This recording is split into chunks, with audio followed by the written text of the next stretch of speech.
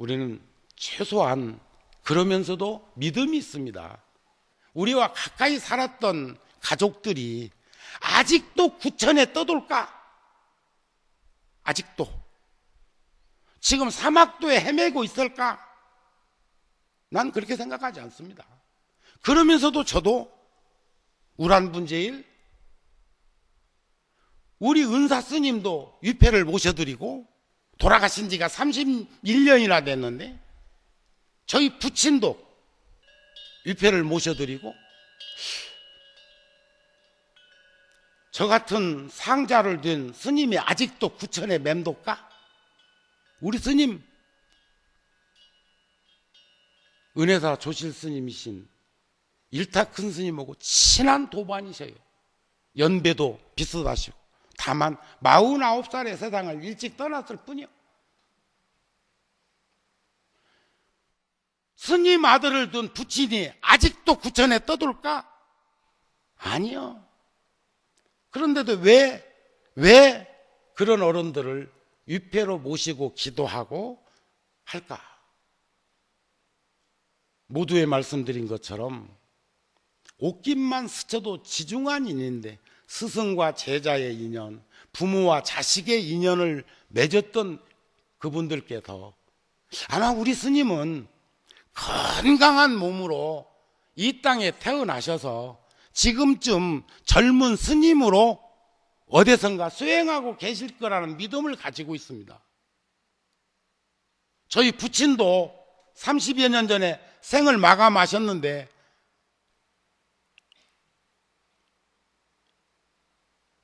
이 세상에 오셔서 난 인간 세상을 제일 좋다고 생각하니까 나도 다음에 몸을 바꾸면 또 사람으로 또 태어나고 싶고 그렇게 원을 세우고 있고 지금 스님으로 있는 것도 이산 해연선사 발언문처럼 아이로서 출가하여 말과 뜻이 진실하고 이런 거 있죠?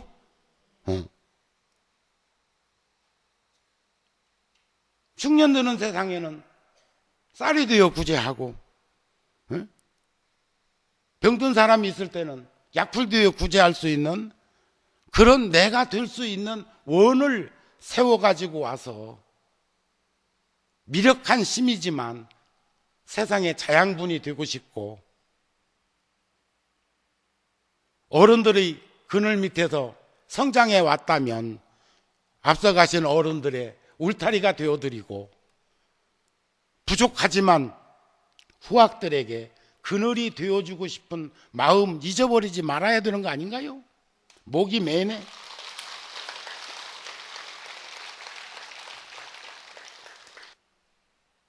어딘가 눈이 어두워서 볼 수 없고 알 수 없지만 여러분들 가족이나 저하고 인연 맺은 어른들께서는 정령코 어디에서 지금 건강하게 힘차게 힘과 용기와 지혜를 드러낼 수 있는 그런 모습으로 살고 있을 거라는 거죠.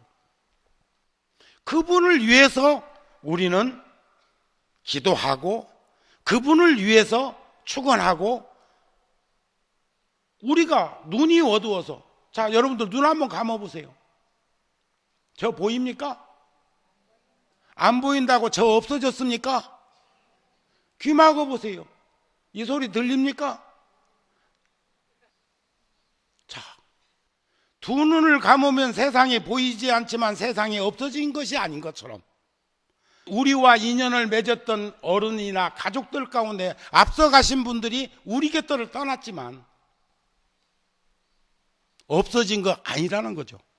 그런 믿음과 확신이 있으므로 우리는 은혜사에서 49일 동안 기도를 하고 있는 것이요 생전 예수제를 하고자 하는 것이요 천도제를 모시는 것이 아닐까. 물론 49일 다 하면 49일 하는 동안에 입제해가지고 정진하고 회양할 수 있으면 좋지. 하지만 4제 때 오는 것보다 3제 때 온 게 훨씬 낫다.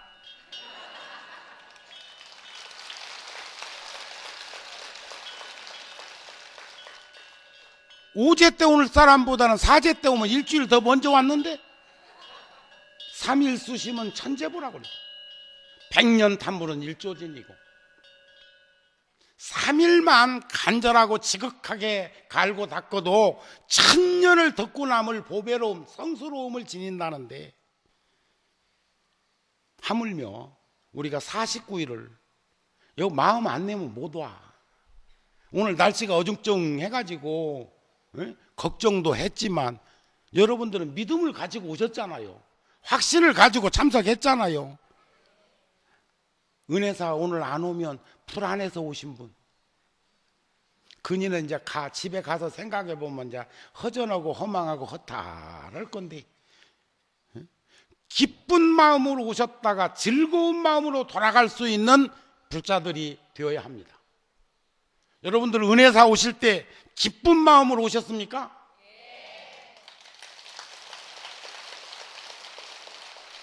그리고 즐거운 마음으로 돌아가실 거지요?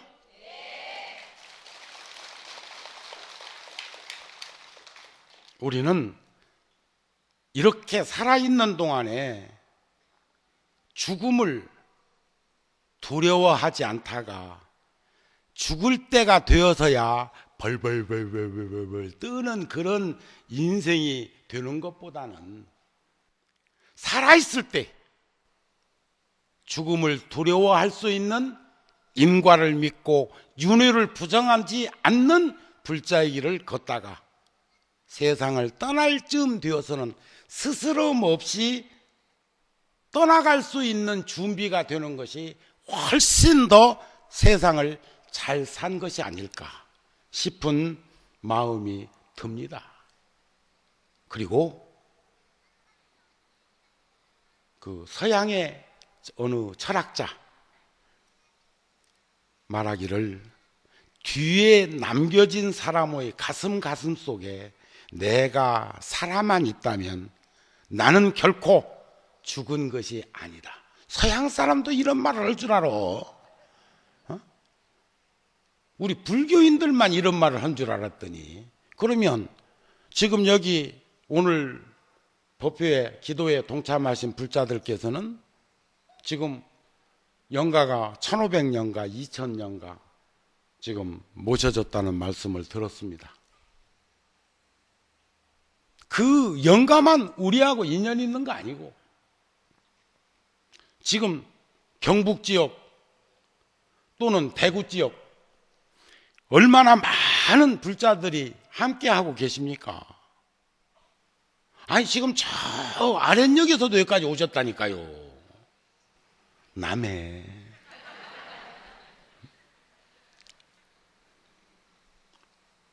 이런 사람이 나을까요? 저런 사람이 나을까요?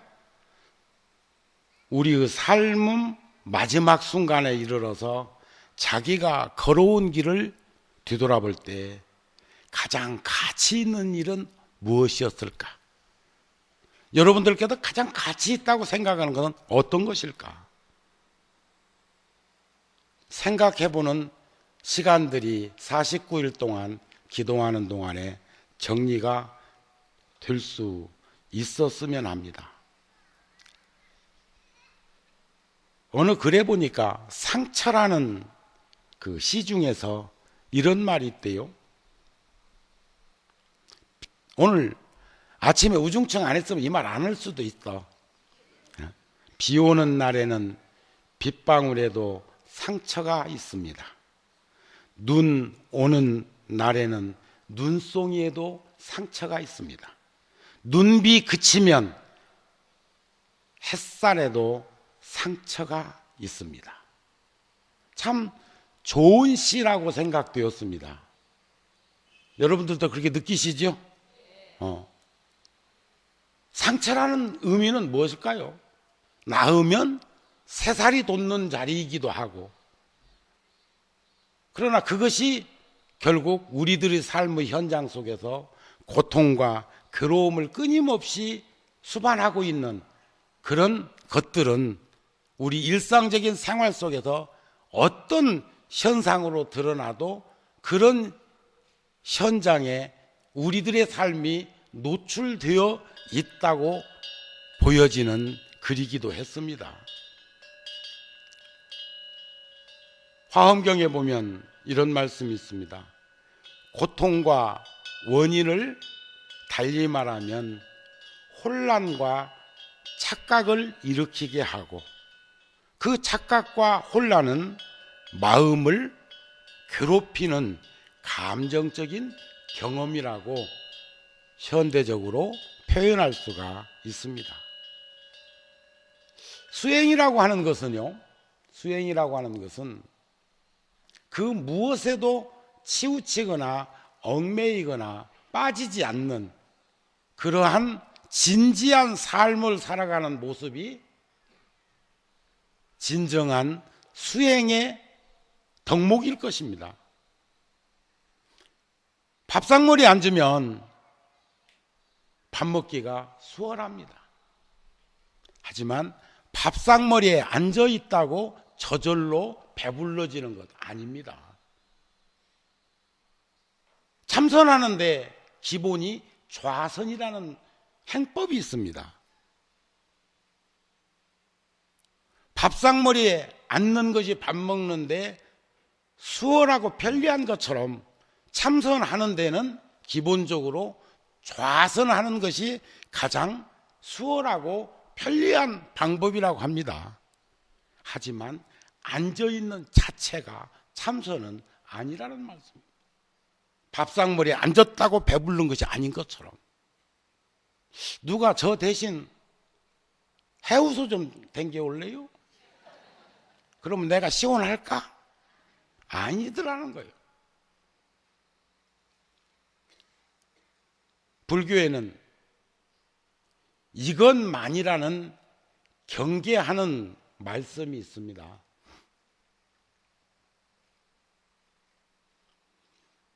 참선이 중요하지만 참선만 최고가 아닙니다.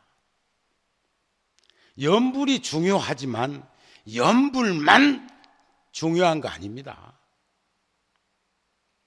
오늘 시월은 기일인데, 큰 며느리인데 오늘 은혜사에서 삼재 제를 올리고 법문이 있다고 그래가지고 파출부한테 시장 보라고 하고, 그 도우미 아니면 동서한테 돈 듬뿍 주면서 시장 받아가 준비하라고 하고 오늘 여기 은혜사 오신 분 계시오. 그건 불자로서, 며느리로서, 어머니로서, 어른으로서 잘못 선택한 거죠. 오늘 하루 일진이 잘못 정한 거요. 오늘은 그 일을 하시는 것이 불자로서 해야 할 일을 하는 거라는 거죠. 내가 49일 동안 기도를 작심하고 안 빠질 기라고 했으면 꼭두 새벽에 일어나서 시장 받아놓고 오늘 막 여기 법회 끝나고 나면 점심 뭐 평생 먹는 놈의 밥 한 건이 안 먹는다고 두고? 그럼 그냥 불이 나게 가는 거요. 해가지고 준비해가지고 오늘 기일을 충분히 할 수 있는 이는 그분이 여기 왔어도 스스럼 없이 잘 오신 거죠. 칭찬받을 일이죠.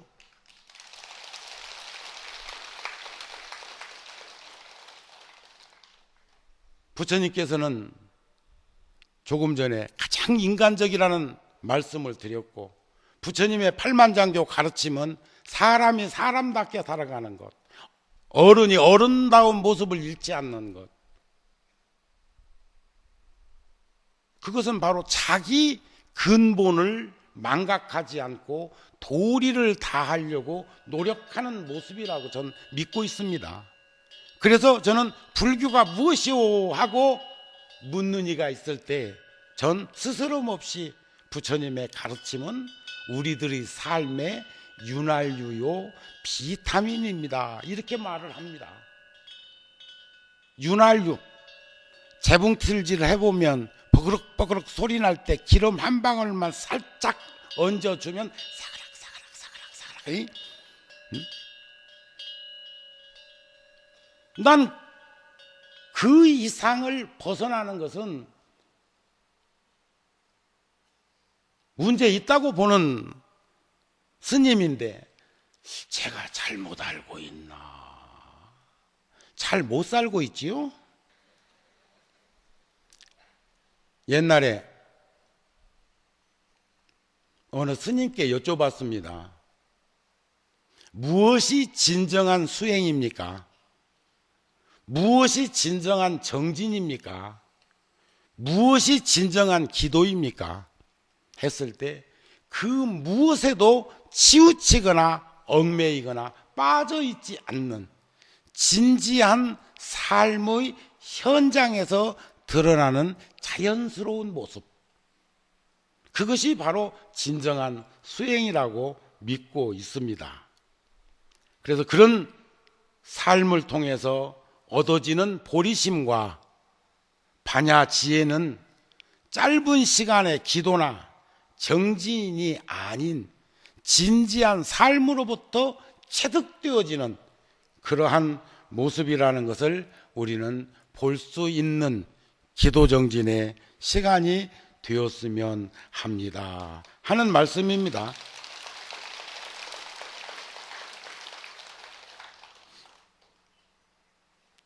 옛날에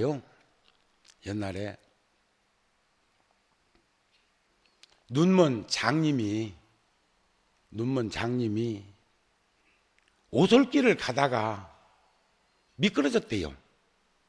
아이고 나중네 하고 미끄러졌는데, 미끄러지면서 물에 빠진 사람 지푸레기라도 잡는 심정으로 움켜 잡아가지고 나무 등거리를 하나 잡은 거요. 그런데 길이 이제 S자로 되어 있어가지고 이제 이렇게 비탈길이지만은 이렇게 돌아서 내려오고 저 암자 같은 데 가다 보면 직선거리로 길이 안 되어 있잖아요. 그래가지고 사람 소리가 나니까 등산객이, 요즘으로 말하면 등산객이 있었던 모양이죠. 사람 좀 살려줘 해도 지나가는 일이 모두 말하기를 영감님 손 놓으세요 그러더라네. 그게 눈이 안 보이니까 아무것도 안 보이는 거지. 응? 발은 대롱대롱 매달려 있는 것 같고 이제 손 놓으면 죽는겨. 그렇지만 심은 한계가 있어. 우리의 목숨이 한정되어 있는 것처럼.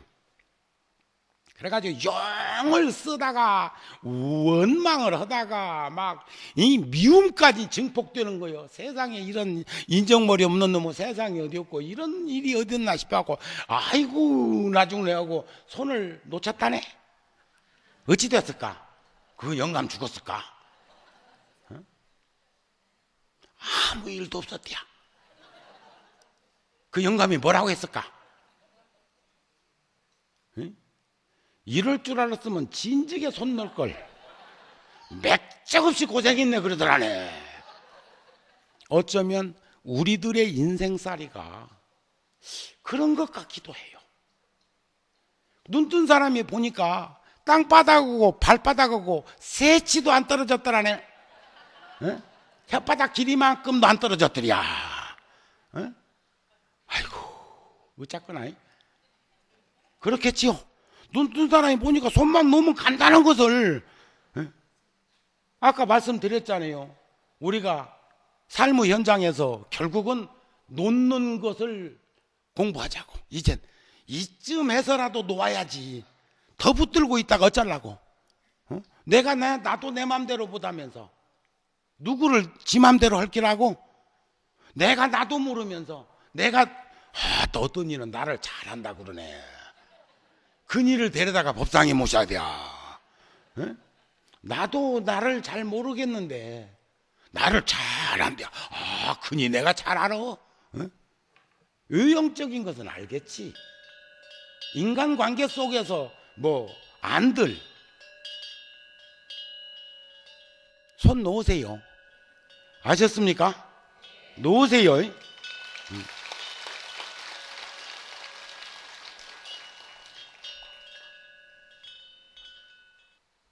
김남조 시인이 숙명여대 교수였지요. 그분 시집을 보다 보니까 이런 글이 있더라고요. 이제 놓은 상태에서 바둑판 뒤에서 우리는 씨름판을 한번 보는 겁니다. 만남을 소중히 여기는 사람과 사랑하세요. 그래야 행여나 나에게 이별이 찾아와도 나의 만남을 잊지 않고 기억해 줄 테니까요. 사랑할 줄 아는 사람과 사랑하세요. 그래야 행여나 익숙지 못한 사랑으로 나를 떠나보내는 일은 없을 테니까요. 기다림을 아는 사람과 사랑하세요. 그래야 행여나 내가 방황할 때 그저 이유 없이 나를 기다려 줄 테니까요. 아까 말씀드렸죠? 기쁜 마음으로 오셨다가 즐거운 마음으로 가자고. 은혜사 안 오면 불안하고 초조하고, 그래서 오셨다가 갈 때는 허전하고 허망하고 허탈해갖고 어디로 갈 거나? 노래도 있잖아요. 제가 70년대인가 그쯤 해가지고 20대 때 말이야, 이렇게 이런 노래나 좋아하고 그런 시절이 있었어. 지금도요. 정우 스님은 나이가 60이 됐는데 부채살 접듯이 한 50대 초반부터 그런 생각을 해. 부채살 접듯이 반쯤만 접었으면 좋겠다. 그러면 25살. 지금은 부채살 접듯이 내 나이를 접으면 30살. 그러면 다시 시작해보고 싶은데, 다시 시작하고 싶은데 바꿔버릴까? 안 접어지니까 그냥 끝낼까? 끝내고 다시 시작할까? 다시 시작하려고 보니 30년이 다시 필요해. 그러니까 다시 시작해서 사람 구실 정도 하려면 한 30년 뭔가 해야 합니다. 세속적으로도 한 30은 먹어야 직장에서도 그래도 대리라도 하지. 그렇잖아요. 그럴 바에야 남은 시간이 얼마 남았는지는 불확실하지만 그 남아있는 오늘을 열심히 살아가는 것이 부채살로 접어가지고 다시 시작하려는 것보다 훨씬 지혜로운 것 아닌가?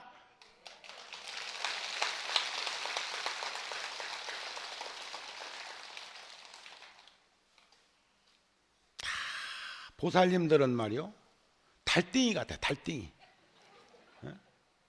우리 처사님들은 말이요, 다 한 소식 한 것 같아요.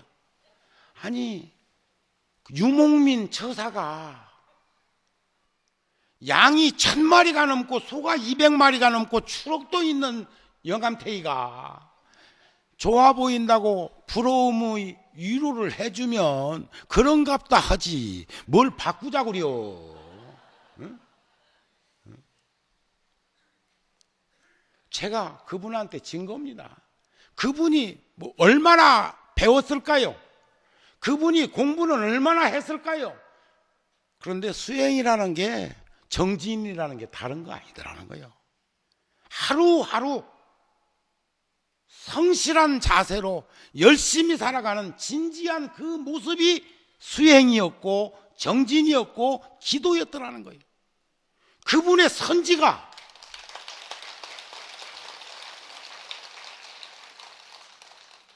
40년 넘게 절에 살은 해박한 이론가를 한 칼에 살리더라는 거예요. 저는 평생 그분의 그 말을 잊을 수가 없습니다. 부모에게 얼마나 물려받았던지는 몰라도 그 가족들이 함께 노력해가지고 이루고 오는 텃밭을 그 말 한마디에 바꾸자고 할 수 있는 그 용기, 그 지혜, 그 힘을 우리는 배우고 익히고 갈고 닦아서 나의 것으로 만들어야 하지 않는가 싶은 그런 생각이 들어졌다, 그런 말씀입니다.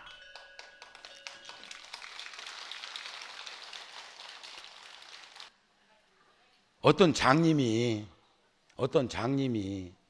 정우 스님이라는 장님이 어두운 밤에 외출을 하면서 가족들한테 등불을 하나 밝혀달라고 했대요. 등불. 그래가지고 들고 길을 떠났습니다. 눈먼 장님이 불 밝히고 한다고 보여? 더 잘 보여? 낮이나 밤이나 상관없어.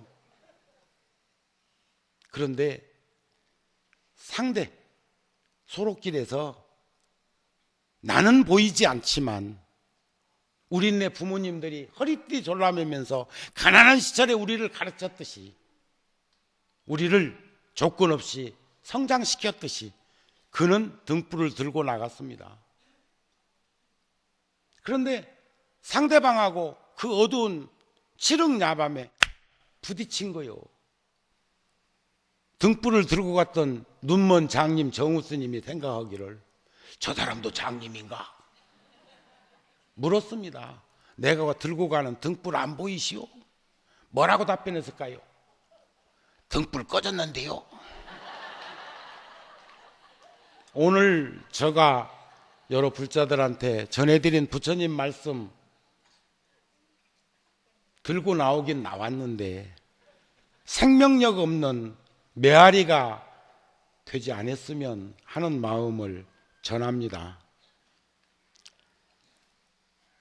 천양희 시인의 상실이라는 시에 보니까 이런 글이 있었습니다. 내 인생에 포기는 없다는 내용입니다. 존재를 잃어버리는 것은 가슴을 잃는 것이다. 가슴을 잃어버리는 것은 자신을 잃는 것이다. 자신을 잃어버리면 세상을 잃는 것이다. 세상을 잃어버리면 인생을 잃는 것이다. 인생은 실패할 때 끝나는 것이 아니라 포기할 때 끝나는 것이다.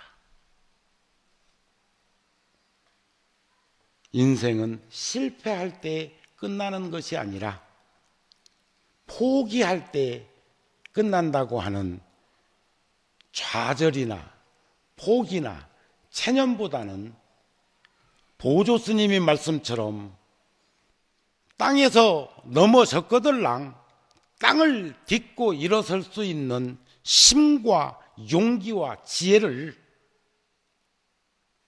은혜사 정진 기도법표를 통해서 숙성시켜가지고 함께 살아가는 가족이나 이웃들에게 부처님의 가르침이 전해질 수 있는 우리들이 되었으면 합니다 하는 말씀으로 오늘 법문은 마치고자 합니다.